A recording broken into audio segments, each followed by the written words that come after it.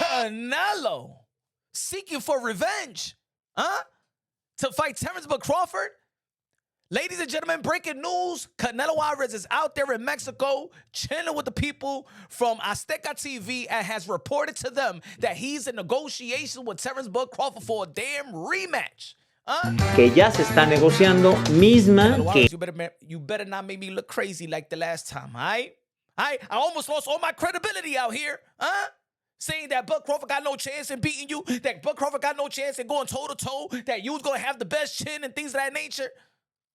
How the hell you gonna lose to Bud Crawford like that, man? You after he performed in the 154-pound division with Madrimov like that, Got me eating damn crow for a damn 2 months and change. But anyway, so Azteca TV took it to their social media platform and posted that Saul Canelo Alvarez visited TV Azteca and made it clear about his plans for next year. Confirms his goal to go for revenge against Terence Crawford. To be honest, folks, I think that's good for Bud Crawford and for Canelo Alvarez. I think it works for both. As much as people want to admit it or not, I do believe that it was a close fight. It was a close fight. You smoke crack, don't you? Out there, no, it was you smoke crack, don't fight. You? No, it's what? I think that Terence Bud Crawford exceeded the expectations in terms of when he went toe-to-toe in the 9th and the 11th and the 12th round, and he got the better of Canelo Alvarez. I think that people did not expect that. I don't think that people expected that by the end of the fight, we will be saying that Terence Crawford got a better chin than Canelo Alvarez, who his chin was arguably the greatest chin of this generation, right? And I think that overwhelmed people. I think that overwhelmed because in the beginning of the fight, you already know it wasn't really a challenging fight. They wasn't going forward. They wasn't taking a lot of risk. But when the risk was taken, Terence Crawford got the better of Canelo, and I think that overwhelmed the fans. Like, oh my God! But it was by the way that we score about round by round, it was a close fight. You's a liar! I think it's good for Terence Crawford. One reason is that Terence Crawford, as we all know, has been a 3-division undisputed world champion, the only man in the history of the sport of boxing to become a 3-division undisputed world champion. But something is missing with Terence Crawford. He never defended his undisputed crown. And when we're looking at the 168-pound division and we match the names, the potential names for a Terence Crawford fight, a lot of people's not feeling overwhelmed by it, right? Jamal Charlo, a lot of people feel like, you know what I'm saying, Jamal Charlo has been inactive, hasn't been fighting at the elite level for years, right? Demetrius Andrade, a lot of people just don't want to see that don't want to see that matchup. They feel like Demetrius Andrade, and he's my guy, hasn't been in the ring since the loss to David Benavidez. Kalen Plant, we already saw that. Edgar Berlanga, we already saw that. Jaime Munguia, we already saw that. Shiraz, I think that's like a turkey I'll shake that he'll look out for Shiraz, but I think that Carlos Adames beat Shiraz. So at the end of the day, the best fight is the rematch. The best lucrative fight is the rematch. And I think that Bud Crawford is going to get a whole lot of money. Canelo Alvarez is going to get a whole lot of money. And why not? Again, as much as people want to say like, oh, but Bud Crawford did win. But to the point where physically it took a toll on Canelo Alvarez? No. Mentally, yes. I believe that Bud Crawford took his soul. I believe that Dimitri Bivol took his heart and Bud Crawford took his soul. Mayweather took his O. You know what I'm saying? And David Benavidez probably took his cojones.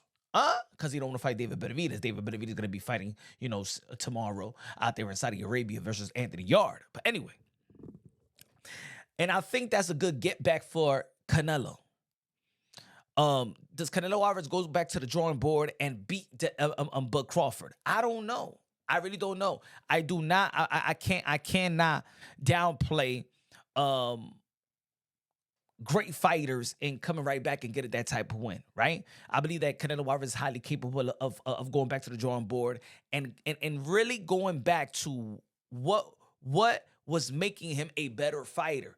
If you look at that Triple G versus Canelo Alvarez 1, and you saw the way that Canelo Alvarez evolved as a fighter, using footwork, using movement, using the jab. Like, he doesn't fight like that no more. He don't fight. He don't even want to use the jab no more. He don't want to use his legs no more. You know what I'm saying? I'm not saying that he was a great mover, but he learned a lot after the Mayweather fight. And then if you look at that fight with Triple G one, the Triple G first fight, even though that 118, 110 card really fogged up the whole situation. But if you really study Canelo Alvarez, he evolved.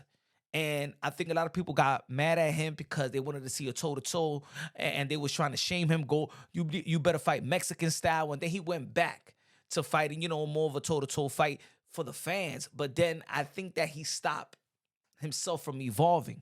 And he needs to tap into that, in my opinion. If he wants a chance to beat Terence Crawford. Terence Crawford fought a perfect fight. Terence Crawford has no fear of no man. We saw that. Terence Crawford is going to be the master favorite, I believe so. I think that Canelo Alvarez have no momentum at all. There's going to be people out there who's going to use his injury. You already know his I think it was his elbow, or fractured elbow, going into the fight, and they're going to try to use that as a storyline to be like, yo, this is going to be a good rematch. He wasn't 100%, blah blah blah. There's going to be trolls out there. They're going to be like, yo, but Crawford don't got the late Victor Conte to help. We all know when it comes to rematch, they have to create these storylines that's going to devalue the first fight, going to devalue fighters. I'm just letting you know what's going to be out there, all right? Because I already see it on my X account. You know what I'm saying? My the Twitter account. So I already see what people are saying. At the end of the day, I think it's a good rematch. In 168-pound division, he should defend his undisputed world crown like he never did in the other divisions. There's not a lot of lucrative names. He's not going to go to the 154-pound division, the most stacked division in the sport of boxing, right? He's not going to fight Boots. He's not going to fight Virgil and stuff like that, Fedora or anything. You can't tell Terence Crawford, but at the age of 38, that go back down 2 weight classes down when he's truly now the A side, the pound for pound, 1-2. You can flip it around. But we'll put him as number one, especially when Usyk said he's number one. So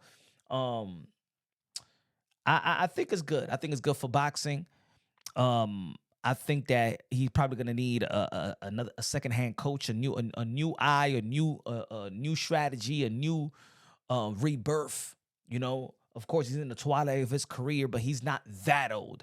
Usyk is doing his thing, but Turbiev is doing his thing, but Crawford is doing his thing. A lot of these what we deem as old fighters, science has taken a toll, and they has preserved their bodies.